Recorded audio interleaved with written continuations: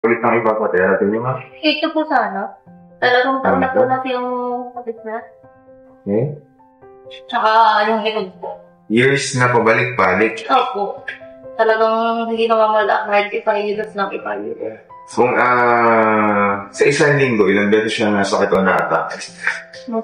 Halos minsan Halos po araw-araw. araw? Lalo na po kapag siguro stress ako pag kaso pag po sumasakit siya, talagang dami itong half itong Pati po. ulo. Okay. Part ko rin. Kung i-rate ng 1 to 10, number 10 din ang mga sakit, kaya masakit. Mga 5. 5. Yung masakit mong nararamdaman dito. Yan po sa may likod Dito? sa baba. Medyo baba. Dito? Yan. Kaya masakit po ba? Mga 5 lang.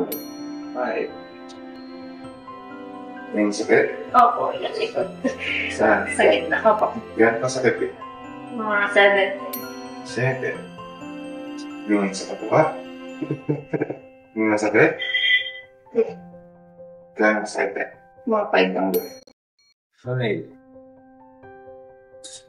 Split? Saan? Parang nag-lock. Nag-cramps? Diyan nakasakit ko eh. Mga 9.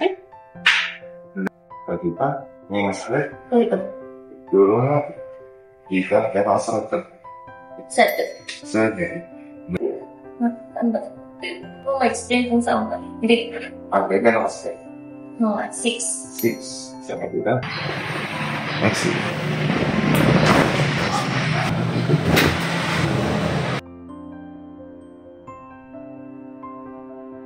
Kung talagang hihiga ako, galing trabaho. Yung bago ko mailapat yung likod ko, ramdam ko na yung sakit. Tapos pag pinilapat ko ng todo, ramdam na ramdam ang sakit ng likod. Lala. Sabi mo po kanina mayroong number 5 na masakit dito. Ngayon po mo. Wala na. Sabi mo po mayroong number 5 na masakit dito kanina. Wala na. Wala na rin. Bababuhay pa rin ko. Sabi mo po kanina mayroong number 7 na pain dito.